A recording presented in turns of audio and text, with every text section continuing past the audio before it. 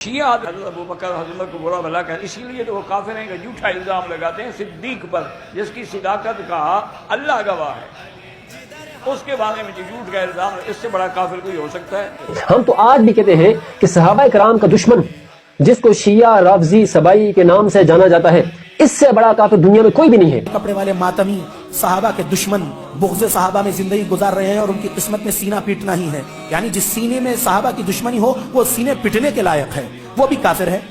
سیدھی بات۔ سلطان ملک شاہ سلجوقی، سلطان الپ ارسلان سلجوقی کا بیٹا ملک شاہ سلجوقی سلطان اپنے دربار میں بیٹھے ہوئے تھے، علماء اہل تسنن بھی بیٹھے ہوئے تھے، تو انہوں نے دیکھا کہ جب شیعہ عالم دربار میں داخل ہوئے تو بے ساختہ ایک سنی عالم نے کہا کہ کافر آ گیا۔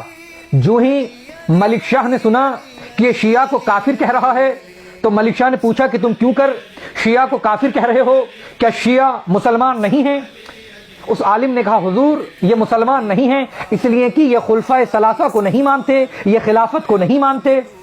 ایک مرتبہ ملک شاہ سلجوقی نے کہا کہ کس طریقے سے ہو سکتا ہے کہ کوئی مسلمان ہو اور خلفائے ثلاثہ کو نہ مانتا ہو؟ ملک شاہ نے کہا فوراً ہمارے وزیر نظام الملک کو بلایا جائے۔ نظام الملک کو بلایا گیا۔ ملک شاہ سلجوقی نے کہا نظام الملک یہ بتاؤ، خواجہ نظام الملک توسی، کیا شیعہ کافر ہیں؟ خواجہ نظام الملک توسی نے کہا حضور میں تو انہیں کافر نہیں مانتا، ہاں یہ ایک اختلافی موضوع ہے، بعض علماء انہیں کافر کہتے ہیں لیکن بعض انہیں مسلمان جانتے ہیں، اس لیے کہ وہ لا الہ الا اللہ بھی کہتے ہیں اور محمد الرسول اللہ بھی کہتے ہیں۔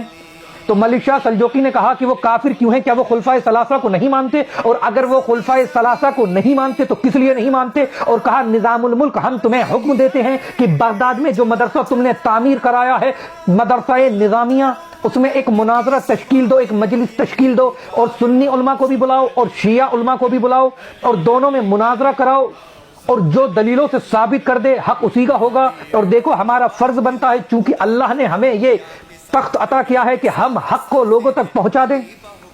نظام الملک نے کہا حضور مسئلہ یہ ہے کہ بہت زیادہ پہلے بھی اس مسئلے پہ سنی شیعہ پر جنگیں ہو چکی ہیں، ایسا نہ ہو کہ آپ کا تخت خطرے میں پڑ جائے۔ سلطان ملک شاہ نے کہا فوراً کہ جو بھی ہو لیکن ہم حق جانے بغیر رہیں گے نہیں، آپ مجلس تشکیل دو۔ جب مناظرہ شروع ہوا ایک اسٹیج سجایا گیا، ایک طرف شیعہ علماء کو بٹھایا گیا، ایک طرف اہل تسنن کے سنی علماء کو بٹھایا گیا، ایک طرف سے شیعہ علوی عالم بیٹھے اور ایک طرف سے سنی عباسی عالم بیٹھے۔ کتاب ہے مناظرہ بغداد، جو یہ ملک شاہ نے مناظرہ کرایا تھا، وہیں پہ ایک شخص بیٹھا ہوا تھا جو بادشاہ کے حکم پر پوری گفتگو کو نقل کر رہا تھا، لکھ رہا تھا، اسے کتاب بنا دیا گیا مناظرہ بغداد کے نام سے۔ 123 صفحات کی کتاب ہے، مکمل مناظرہ پڑھ سکتے ہیں۔ جب مناظرہ شروع ہوا اور گفتگو آگے تک پہنچی تو ایک مرتبہ علوی یعنی شیعہ عالم نے کہا کہ تمہاری معتبر کتب میں موجود ہے کہ حضرت عمر نے رسول اللہ کے بعد بعض قطعی احکام کو بدل دیا، تبدیل کر دیا۔ تو عباسی عالم جو سنی عالم تھے انہوں نے کہا کہ کہاں موجود ہے اور حضرت عمر نے کون سے قطعی احکام کو تبدیل کر دیا؟ تو شیعہ عالم نے کہا کہ کامل ابن اسیر جلد 2 اور صفحہ نمبر 31 اور صحیح بخاری جلد 2 اور صفحہ نمبر 281 پر آپ دیکھیں کہ حضرت عمر نے نوافل نماز کو جماعت سے کرایا، نماز تراویح کی ایجاد کی بدعت، اور حضرت عمر نے حج تمتع کو منع کیا، اور حضرت عمر نے متاع نکاح کو حرام قرار دیا، اور حضرت عمر نے اذان سے حی علی خیر العمل کے جملے کو نکال دیا، حضرت عمر نے صلاۃ خیر من النوم کے جملے کو داخل کر دیا، اور حضرت عمر نے زکوٰۃ سے حصہ مؤلفۃ القلوب کو بیچ سے حذف کرا دیا۔ ملک شاہ سلجوقی نے جو ہی سنا کہ حضرت عمر نے اتنی زیادہ بدعت ایجاد کی اور شریعت محمدی کو بدل دیا، فوراً کہا نظام الملک کیا یہ صحیح ہے کہ حضرت عمر نے ایسا کیا کہ شریعت محمدی کو تبدیل کر دیا؟ نظام الملک نے کہا حضور ہماری اتھینٹک کتب میں ایسا ملتا ہے۔ ایک مرتبہ ملک شاہ نے کہا تو ہم کیوں کر ایسے بدعت گزار شخص کی پیروی کرتے ہیں؟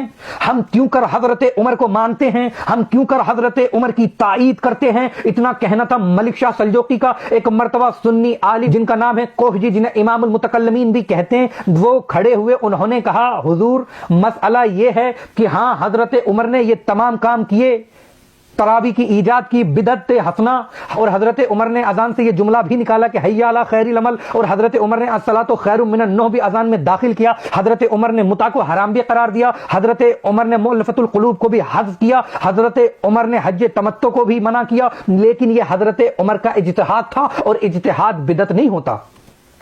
एक मर्तबा शिया आलिम ने कहा, क्या नस के मुकाबिल में भी कहीं इज्तिहाद जायज होता है? जहां कुरान का शरीफ फरमान हो और जहां रसूलुल्लाह ने वाज़े तौर पर जिन चीजों का हुक्म दे दिया हो, कहीं रसूलुल्लाह के हुक्म पर भी कोई हुक्म नाफिज होता है? अगर यह इज्तिहाद होता है तो हर मुज्तहिद को इजाजत थी कि वो अपने अपने जमाने में शरीयत को अपने तरीके से चेंज कर देते, और फिर तो असल इस्लाम बाकी ही न रहता, इस्लाम बदल जाता। कहा ये बताओ, क्या कुरान में अल्लाह ने यह इरशाद नहीं फरमाया सूरह हश्र की आयत नंबर 7 में, मा आताकुमुर रसूल फाखुज़ूहु वमा नहाकुम अन्हु फंतहु, कि जो हमारा हबीब हमारा रसूल कहे उसे ले लो, और जिससे रोक दे उससे रुक जाओ। कि ये बताओ, जब अल्लाह ने कुरान में साफ साफ अल्फाजों में कह दिया कि हमारा हबीब जिस चीज का हुक्म दे उसे ले लो, क्यों कर हजरत उमर ने शरीयत मोहम्मदी को बदल दिया? जिन चीजों का अल्लाह के नबी ने हुक्म दिया था उन्हें तब्दील कर दिया, और जिनसे मना किया था उन्हें क्यों लेकर आ गए?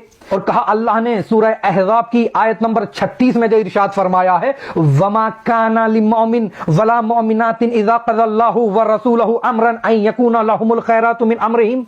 अल्लाह कहता है कि किसी भी मोमिन मर्द औरत को कोई इख्तियार नहीं है कि जिन उमूर को खुदा ने और उसके रसूल ने लाजिम कर दिया हो उसमें अपनी तरफ से कोई भी इख्तियार नहीं है। यानी क्या ऐसा नहीं है कि अल्लाह कुरान में कहता है कि जिस चीज का हुक्म हमने और हमारे हबीब ने दे दिया, जिस चीज के लिए वाजिब करार दे दिया, जिस चीज के लिए कह दिया ये जायज है तो वो जायज रहेगी। तो हजरत उमर ने किस तरीके से इस चीज को बदल दिया और फिर किस तरीके से ये बिदअत ईजाद कर दी। और क्या ये रसूलुल्लाह की हदीस नहीं है कि हलालो मोहम्मदिन हलालुन इला यौमिल क़ियामा व हरामो मोहम्मदिन हरामुन इला यौमिल क़ियामा, कि शरीयत मोहम्मदी में जो हराम है क़यामत तक वो हराम रहेगा और जो हलाल है क़यामत तक वो हलाल है। किसी को भी इख्तियार नहीं है, कोई भी चेंज नहीं कर सकता, और किसी को भी ये इख्तियार नहीं था, हत्ता कि अल्लाह के नबी को खुद इख्तियार नहीं था कि वो शरीयत खुदा में जो खुदा ने अपने मोहम्मद के जरिए शरीयत भेजी उसमें कोई ज्यादती कर देते कि या कोई कमी कर देते। इसलिए कि अल्लाह ने साफ साफ अल्फाजों में कुरान में कह दिया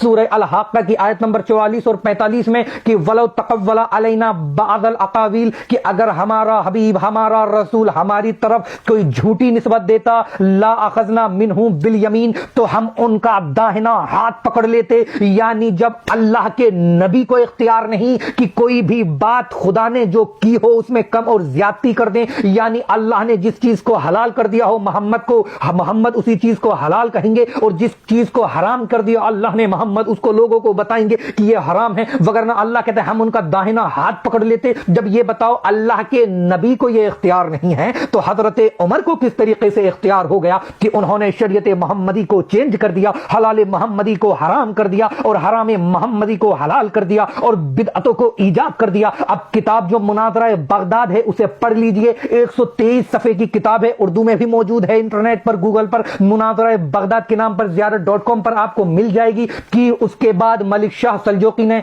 और निजामुल मुल्क तूसी ने क्या ऐलान किया, किस मजहब को इख्तियार किया, और फिर मलिक शाह सल्जूकी को कुछ वक्त के बाद क्यों कत्ल कर दिया गया, उसका सबब क्या था। यानी अगर कोई हक को कबूल कर ले तो लोग उसे जिंदा नहीं छोड़ते, चाहे वो बादशाही क्यों ना हो।